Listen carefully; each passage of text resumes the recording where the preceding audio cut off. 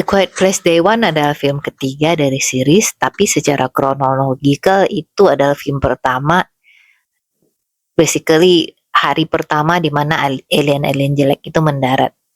Ini problem saya dengan sequel biasanya adalah mereka cuman mau jiplak kesuksesan film pertama.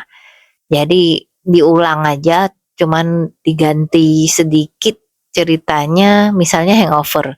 Hangover ini adalah waktu dia keluar cukup heboh, dan waktu saya tonton pertama kali Hangover pertama menurut saya lucu gitu. Karena mereka beda, mereka berani, mereka cara bercandanya cukup aneh, nyolot, tidak berusaha politically correct. Jadi saya enjoy. Cuman pas Hangover kedua rasanya kayak apaan ini, cuman dijiplak doang. Misalnya baby diganti monyet atau apa, tapi jalan ceritanya sama persis. Udah nggak ketawa lagi, nggak berasa entertain, nggak berasa terhibur gitu. Nah, The Quiet Place ini menurut saya oke, mereka masih pakai rumus yang sama tentang alien nyolot yang nggak mau ribut, tapi mereka pakai timelines yang berbeda. Jadi waktu film pertama itu kita ngelihat mungkin udah beberapa tahun setelah alien itu mendarat. Udah beberapa lama deh. Film kedua itu adalah lanjutan dari film pertama. Cuman mereka ada kasih lihat hari pertama mendarat itu kayak apa. Cuman sekilas sih. Tapi jadi bikin kepo. Karena kalau nggak tahu kalau kalian, tapi kalau saya biasanya nonton film-film apokalips, film kiamat, film apa, kita biasanya ngelihat akibatnya setelah kiamat, tapi saya pengen tahu apa yang terjadi di hari itu, chaosnya kayak apa. Soalnya kita itu menurut saya nggak siap untuk menghadapi skala-skala bencana, skala-skala global. Kayaknya kalau kita kena gempa dikit aja, goyang dikit aja, kayaknya serem banget kayaknya. Bisa nggak kita tuh ngadepin situasi kayak gitu? Bayangin kalau alien jelek ini muncul dan tahu-tahu gaplok. Atau kita masih selamat tapi ngelihat orang-orang dibunuh di depan kita dengan makhluk aneh itu kayak apa? Nah, jadi film ini khusus eksplor hari pertama ini, dan menurut saya mereka cukup kreatif. Jadi selain mereka menggunakan karakter baru, jadi kita ngelihat storyline baru, ngelihat jalur cerita yang berbeda dengan film-film sebelumnya, tapi antagonisnya tetap sama, si alien nyolot dan jelek itu. Nah, kita ngikutin kisah mereka. Jadi Day One ini mengikuti seorang karakter yang kelihatannya awal-awal ketemu tuh kayaknya rese gitu loh, kayak manja, kayak semua orang tuh nggak penting kecuali dia, dan dia nggak mau peduli dengan orang-orang lain. Memang orang-orang sifat kayak gini kayaknya menyebalkan ya, tapi kayaknya kalau ada di sepatunya dia mungkin bisa dimengerti, karena ya dia ternyata mempunyai kanker terminal yang dia akan mati. Jadi maksudnya ya gimana ya kalau kita merasa udah nggak punya apa-apa, udah nggak punya itu, sementara dia masih muda. Mungkin dia ngerasa kenapa dunia ini begitu nggak adilnya. Jadi ya ada sedikit itu penjelasan dan justifikasi kenapa orangnya rese begitu. Tapi ya begitu ceritanya muncul, kita juga belajar lebih banyak tentang karakternya, dan karakternya itu jadi kalau di saya jadi ya bisa diterima, maksudnya apa ya, nggak terlalu karakter utama yang bisa kita root, kita bisa kayak moga-moga dia selamat, moga-moga dia oke atau gimana, walaupun karakter penunjangnya menurut saya di cerita ini lebih menarik. Oke. So dari awal-awal saya udah ngeliat kok kayaknya sweaternya aneh gitu loh. Saya nggak punya fashion sense sama sekali. Pakaian saya cuman kaos sama kaos biasa, celana biasa, sandal jepit. Tapi di film ini saya memperhatikan kok sweaternya aneh gitu. Sweaternya kayak kegedean, warnanya juga beda sendiri, maksudnya warnanya bukan warna yang terlalu umum, dan ternyata sweater ini juga ada signifikansinya. Jadi banyak apa banyak Easter egg, apa namanya, kayak petunjuk-petunjuk yang kita bisa lihat untuk cerita-cerita berikutnya. Dan kenapa orang ini ngotot untuk dapat pizza yang kedengarannya menyebalkan banget karena dia nyusahin semua orang, ternyata itu juga ada backstory-nya. Jadi hari ini alien-alien nyolot itu landing. Kita cuma ngelihat mereka sedikit di film kedua. Jadi kali ini kita akan ngelihat semuanya. Ada hal yang saya suka dan saya benci di movie ini adalah yang pertama, saya senang nonton di bioskop. Dari dulu kayaknya kalau lagi pusing banget soal kerjaan, kayaknya pengen sesuatu yang bikin otak bisa istirahat, saya suka datang ke bioskop sendirian. Dan sebenarnya itu awalnya aneh, tapi ternyata habis itu saya sangat enjoy. Saya bisa datang, dan hari biasa itu biasanya sepi sepi banget, jadi enak gitu.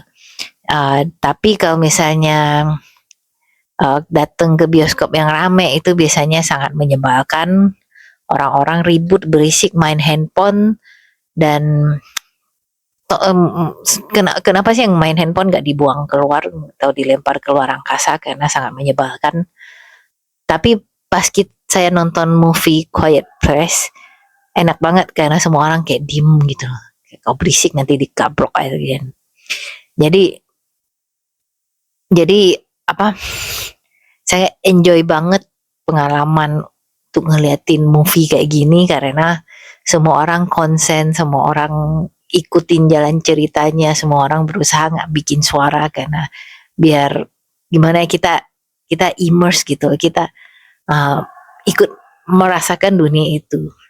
Nah, tapi yang paling saya benci setelah keluar dari teater, ternyata dunia itu ribet banget ya. Waktu keluar di film pertama atau kedua ya, saya harus ada di tempat. Saya waktu itu nontonnya di mall sih, pas lagi rame banget, dan saya harus makan di satu tempat mau nggak mau karena saya nggak punya opsi lain waktu itu. Dan banyak banget anak-anak atau orang berisik lari-lari, dan dari keluar dari teater yang begitu tentang cerita itu, tiba-tiba saya berharap alien itu datang dan gapokin mereka semua karena mereka tuh bising banget gitu. Kucingnya itu menggemaskan karena dia lucu, tapi dia nggak bisa diem gitu loh kemana-mana. Anjing saya juga nggak bakal selamat sih di dunia ini karena dia sangat protektif, dan kalau ngelihat makhluk sejelek itu dia pasti akan langsung gonggong dan udah. Kalau Eric sebagai side karakter, dia menarik, dia kelihatannya realistik karena dia kayaknya banyak orang yang mungkin akan bertindak atau berekspresi lebih parah dari dia, dan tapi sayangnya backstory-nya hampir gak ada gitu. Harusnya dia lebih diperjelas dia dari mana gimana, karena tapi dari tanpa backstory pun dia tuh karakter yang cukup menarik dan mengisi banget, bahkan kayaknya banyak audiens yang lebih prefer sama dia daripada main karakter. Jadi Eric itu takut banget, panik gitu loh, dan dia akhirnya memutuskan untuk mengikuti kucing. Kayaknya dia menemukan semacam harapan dengan adanya kucing yang masih hidup ini, dan dia berusaha untuk, ya kayaknya dia trauma dan bingung gitu, sampai kayak bingung gimana caranya untuk keluar, dan dia memutuskan untuk mengikuti protagonisnya. Di film pertama kita tahu di terakhirnya gimana cara membunuh alien ini, tapi itu setelah hampir semua peradaban hilang gitu. Bahkan kalau di film ini kita lihat mereka masih ada kayak halo-halo di speaker, ayo kalau kalian mau evakuasi gimana-gimana, masih ada. Kayaknya masih ada kehidupan, sementara di film pertama itu kayaknya mungkin udah kayak siapa lagi yang masih hidup di sini ya, mungkin beberapa gelintir manusia yang masih tersembunyi. Dan di saat itu mereka baru keluarga ini baru menemukan cara untuk membunuh alien secara tidak sengaja.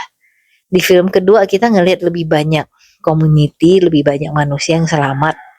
Tapi kita juga ngelihat kejelekan manusia itu. Jadi di film ini kelihatannya malah harapan untuk survive-nya jauh lebih banyak. Walaupun yang berikutnya itu seperti yang saya bilang kelihatannya lebih kacau, lebih sedikit. Bahkan di film pertama yang secara kronologis jauh di depan film ini kelihatannya parah gitu. Mungkin ada sesuatu yang terjadi di antara itu. Di film ini ada rescue, seperti saya bilang, pemerintah masih berusaha untuk menyelamatkan manusia yang tersisa, mengirim bot.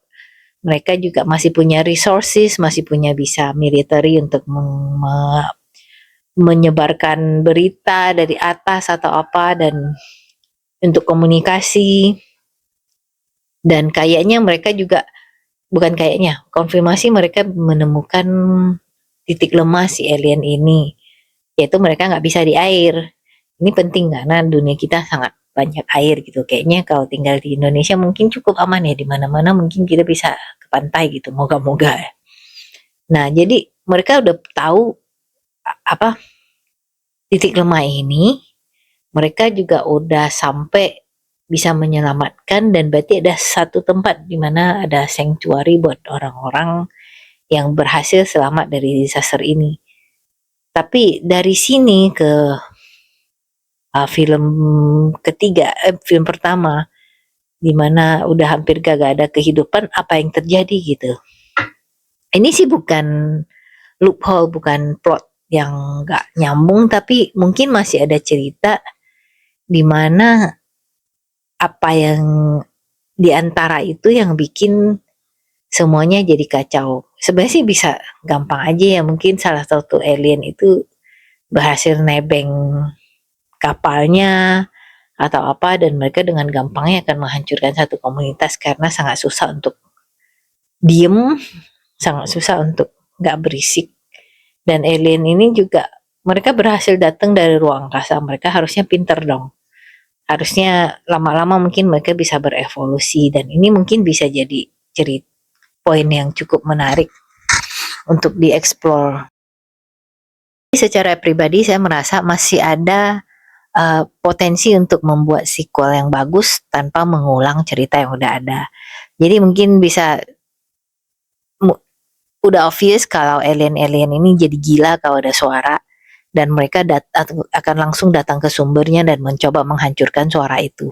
Jadi bisa aja mereka dipancing ke tempat yang satu area yang udah dikontrol dan kemudian mereka dibunuh, maksudnya dihancurkan.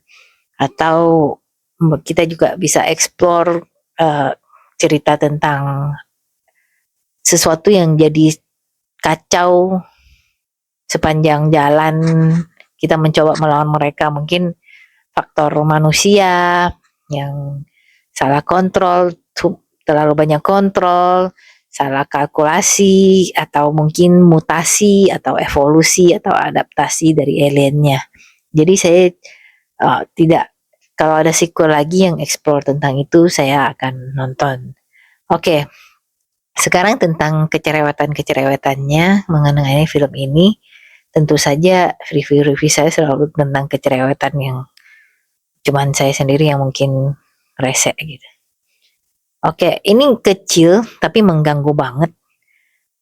Di pas senario tentang orang-orangnya evakuasi di mana orang rame-rame menuju ke perahu itu, menurut saya itu sangat nggak realistik. Jadi kalau misalnya kita lagi terancam, insting sama adrenalin pasti akan nendang gitu loh. Setidak-tidaknya di muka, kayak di body language, kayak mungkin panik, mungkin kita berusaha cepet tapi pelan, gimana caranya cepet kayak tapi pelan kayak nenek-nenek. Tapi orang-orang yang kita lihat menuju evakuasi itu kayak zombie gitu. Mereka kayak hampir kayak bosen nih, kayak mau sekolah atau apa, jalannya juga terus mukanya juga kagak ada buru-buru, kagak hati-hatinya, gebrak-gebruk. Ini kayaknya sangat realistik ya menurut saya. Ini tuh orang-orang yang harusnya mungkin udah kayak udah apa namanya jaded, udah bosen gitu loh. Ya mereka lagi berusaha untuk ulangan umum atau apa gitu. Harusnya kan tetap aja ada muka kayak panik, agak muka takut seperti yang dilihat oleh protagonis atau anak-anak yang ditemukan di air mancur itu. Mereka ketakutannya itu lebih realistik daripada orang yang jalan dan berisik di tengah jalan yang nggak peduli amat, nggak berhati-hati gitu. Oke, terus nitpick kecerewatan yang kedua, ini adalah adalah film ketiga. Kenapa saya belum tahu lebih banyak tentang makhluk ini? Oke, mereka takut suara nyaring gitu, suara high pitch, suara dengan desibel yang tinggi, maunya juga takut. Dan itu doang yang kita tahu selama ini. Mereka nggak tahan dengan adanya suara apapun gitu, dan mereka kalau diblas dengan suara sekenceng-kencengnya, muka jeleknya lebih terbuka dan bisa dihancurkan lewat kayak gitu. Terus oke, mereka takut air, tapi selain itu apalagi tentang mereka gitu. Harusnya ada semacam apa ya, tambahan informasi tentang kenapa mereka mau datang ke bumi. Bumi itu oke, The Sign itu adalah satu film alien yang zaman dulu mungkin anak-anak muda sekarang nggak tahu, tapi itu explore tentang film Night sama Lion yang explore tentang satu alien yang mendarat di bumi dan mereka juga nggak ramah. Cuman kebegoan dari film itu adalah alien itu takut air. Sementara di bumi ini ya kita tahu sendiri berapa puluh persen itu air semua. Jadi kenapa alien ini memutuskan untuk mendarat di bumi yang mayoritas terdiri dari air kalau mereka nggak bisa menyeberangin air gitu. Terus kenapa mereka datang ke sini, dan apa mereka bisa dengar suara kita dari luar angkasa? Apa kita saking berisiknya mereka, aduh bising banget nih gua, kayak kita dengar suara dari tetangga jauh terus kita datang dan gebukin, diem lu gitu. Terus atau mereka berusaha untuk kayaknya mereka habis itu nggak pergi-pergi. Apa mereka berusaha untuk menemukan tempat tinggal baru? Terus apa mereka mendarat di bumi karena suatu keharusan, mungkin pesawatnya rusak atau apa, mereka ini emergency plan gitu. Ya, at least ada semacam penjelasan ya biar kita lebih tahu lebih jauh. Jadi lebih menarik gitu, gak cuma satu dimensi gimana kita ngelihat alien ini sebagai antagonis yang berusaha mencairkan manusia. Saya pengen tahu tentang motivasinya. Dan apakah mungkin aja mereka cari sumber makanan. Mungkin aja manusia adalah sumber makanan. Kita ada ngelihat sedikit gelap-gelap. Saya juga nggak gitu jelas itu apa. Tentang kayaknya ada semacam sarang. Mereka kayak ada tempat mereka makan gitu. Tapi masalahnya itu nggak terlalu jelas. Dan karena scene-nya juga sangat gelap atau apa, kenapa nggak dieksplor sedikit lebih banyak? Gak usah semuanya, tapi sedikit lebih banyak gitu biar lebih jelas. Oke, jadi ini review saya tentang film ini. Saya enjoy secara overall. Menurut saya storyline-nya bagus, ada ceritanya, dan kita datang nonton film juga pengen ngeliat alien, dan kita bakal ngeliat banyak si makhluk jelek itu, dan cukup seru, karakternya juga cukup likable. Ini menurut saya sequel yang oke, tapi banyak nitpick yang seperti tadi. Mungkin kita udah saatnya kita tahu tentang motivasi dari alien itu, dan mungkin aja masih ada cerita yang bisa dieksplor untuk connect dunia di film pertama sama film ini. Tapi overall saya enjoy film ini dan saya kasih 8 out of 10.